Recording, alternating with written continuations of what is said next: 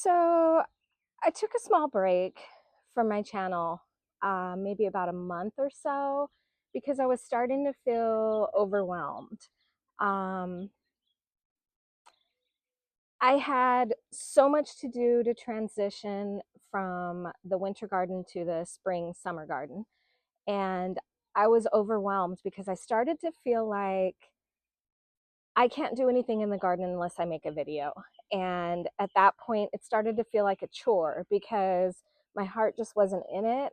Didn't feel like making a video. And so I took a step back. I took maybe about a month off and worked in the garden and just went back to the original reason I started gardening. And that's for me, for my own peace and just for the love of it. And so took a step back and now I'm refreshed and ready to keep going. So my advice to you would be, if you're feeling overwhelmed or your heart's not in it, you're just not feeling it, take a step back, take a week off, take a month off, take the whole season off, and that's fine. It will be waiting for you when you get back. And when you're feeling it again, have at it. If you're not, then, maybe your gardening journey is complete, but we're back at it. So welcome back.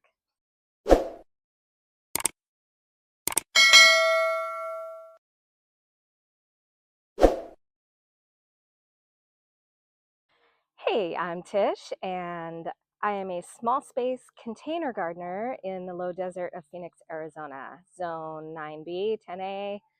Um, it's already been in the triple digits in March. Well, okay, last month, a couple weeks ago. We had triple digits, so we really don't have a spring garden. In fact, our spring garden was actually in the winter because we had such a mild winter. So a lot has happened since I saw you last, and I'm going to do a quick garden tour and show you what we've changed. Okay, so I'm going to start over here. I moved a couple of onion bags. Now these bags had onions and carrots in them. I've harvested all the carrots. You can kind of see down there. We've got onions still going. And I moved these bags over here just to get them out of the way. You guys, my poor lavender. I have never been good at growing lavender. I've killed several plants. I still have hope for this one, but she's not looking good. So if you have any advice for lavender, please let me know.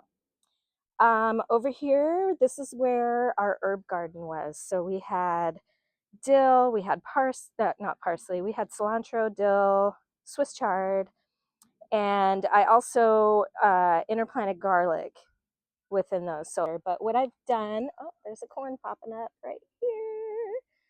I've planted three sisters, so you can see there's some corn here. Over here in this bag, we have corn that's a little bit bigger. I planted that a little earlier. I recently added pole beans, and I'm also going to add squash. So three sisters, and I'm going back to the three sisters way of gardening for corn, which is a native way of growing corn. And so you plant beans and squash with your corn, and they all help feed each other. The beans climb up the corn stalks, and it's just a happy family of growing. So that's where we're at with that. So I added something new, and I'm pretty excited about it. So I'm gonna walk over here and let me show you what I did. But before that, I'm gonna show you my beans. In here, we've got tepary bean, and then there's one popping up here. These are the white ones. So we've got those in here, volunteer sunflower, and then we've got the brown ones. I've got two in here. I don't know if I'll keep both in this bag, but for now, we've got those. And I put these over here at the end of this section, and they're not on the drip. And there's a reason for that, because with tepary beans, they actually can survive on rainfall here in the desert. Although we don't get a whole lot of rainfall, I probably will supplement in the summertime, in the dead of summer. However, the less you water these, the more they will produce. So I'm really excited about that because it's my first time growing tepary beans. Volunteer hollyhock that is just looking gorgeous. But what I wanted to show you is I added a new arch here, and just a cheap little Amazon arch. And I added that because down here with my onions, I've got some loofah that has not come up yet, and that's going to climb up this arch and eventually will provide shade for this area. I also planted an okra, just popped up, so that's pretty cool. I moved my potatoes. You guys, look at these potatoes. Holy moly, these are giant and looking fabulous, especially since they're getting quite a bit of sun over here. I've got bush beans coming in along the outside of this bag. So those potatoes will be harvested, and then I'll continue to grow the beans. Over here, I've got a watermelon, and so I'm hoping to get that growing up the arch as well. So that's this area that we have kind of changed around, but I'm pretty excited about it. Okay, so back at the main part of the garden. Okay, you know what? Let's start with ground cherries. Well, I've got volunteer wildflowers, larkspur. I believe I showed you that last time, but we've got this huge ground cherry plant, which I have decided I'm going to pull it. And the main reason is because it's in the way. And also, this monstrosity over here is my original ground cherry experiment that lasted through the winter, and now it has exploded and taken over this whole corner. And it's loaded with ground cherries. You can kind of see them here, but yeah, they're all over the place. So there are plenty there to harvest, so I am going to pull the other plant. Um, everything's kind of hiding back here, but my pepper plant, I have trimmed back a little bit. I'm still waiting to harvest a couple of peppers, and then I'll probably cut that back even more, because it's just, I have tried everything to revive this plant and it's just not having it. So time to cut it back and see what happens. So I pulled all my broccoli. I actually got a harvest. I got about 3 heads of broccoli, one nice sized one and 2 smaller ones, but fabulous. And so I did pull those plants. And actually, when I say pull, let me show you. Okay, so I didn't actually pull them out of the ground. I left the stalk. So I cut it at the base and just leave it alone, because you guys, there's a whole ecosystem going on under the soil, and I don't want to disturb that. Not to mention the fact that these roots will continue to feed the soil and break down. So that's why I kept that. I did, however, pull them out of these 2 bags so that I could plant tomatoes. And this is a San Marzano tomato. So lots of tomato sauce to come, another San Marzano tomato. So over here on the other side, I've pulled my arugula, all the lettuce. I've got a pole bean planted there, and you guessed it, he'll be climbing up my skeleton. So I'm excited about that. Okay, so over here we have a poblano pepper that, as you can see, is laying down. This was grown from seed, and I was so excited about it. However, we got a nasty windstorm, and it bent and nearly broke that stem.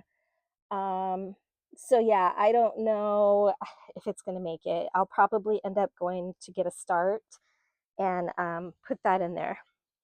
Got another San Marzano tomato over here.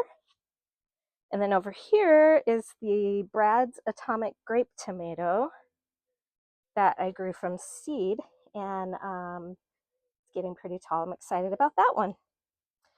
Over here, oregano is still going really strong. In fact, I just gave it a haircut, and I think I'm going to go ahead and harvest some more, at least trim it down some more, and we'll go from there. All right, so garlic.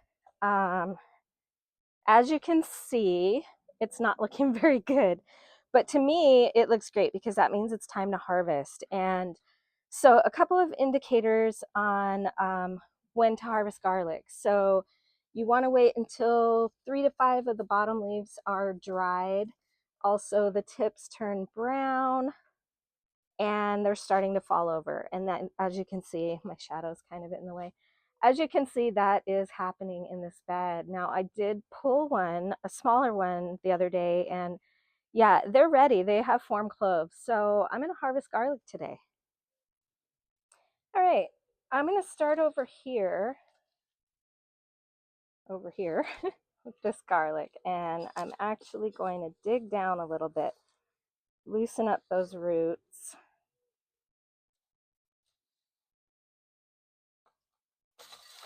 And throw soil everywhere. All right, I can hear those roots giving. So I'm going to dig down a little bit. So if you notice, well, okay, first of all, this is red top garlic. And so this is a soft neck, which is better suited to the warmer temperatures. And also, I noticed, okay, so most garlic takes about 9 months to be ready to harvest from planting to harvest time. And in my case, with the mild winter, with I don't know, for some reason, just the environment, I've noticed last year and this year, my garlic is ready early and it's more like 5 to 6 months.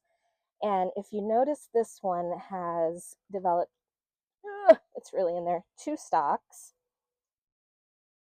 So I planted 1 clove and got 2 stalks. I'm gonna have to really get under there.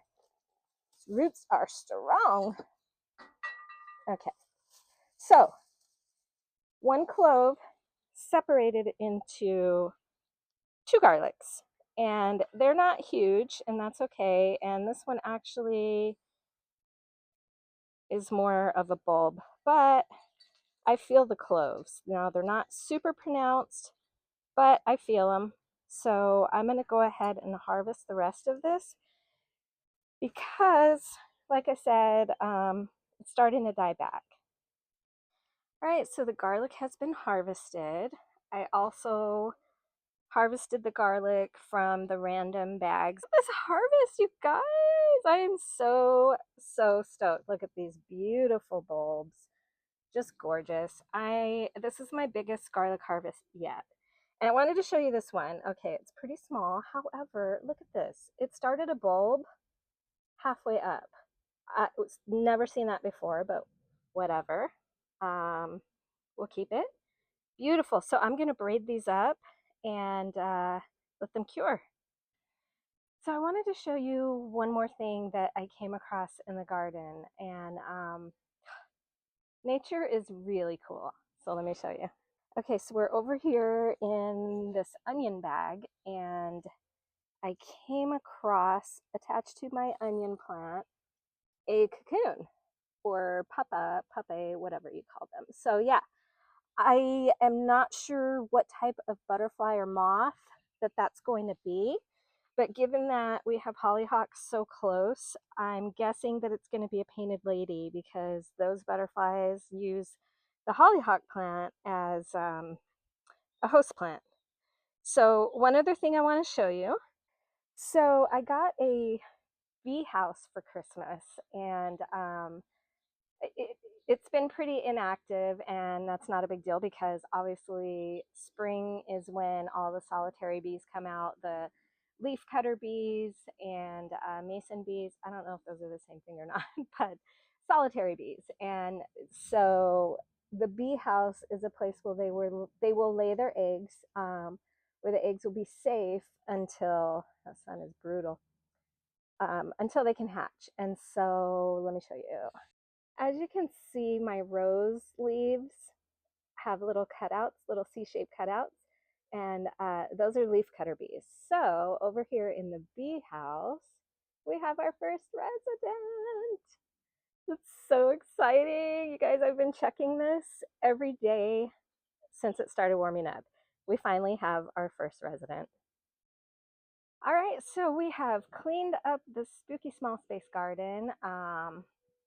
We pulled all of the garlic from not only the garlic bed, but also the various bags that they were growing in. And I couldn't be more happy with this harvest, you guys. And so now that frees up this garlic bed for other things. And I'm thinking chimayo melon and probably parsley and basil.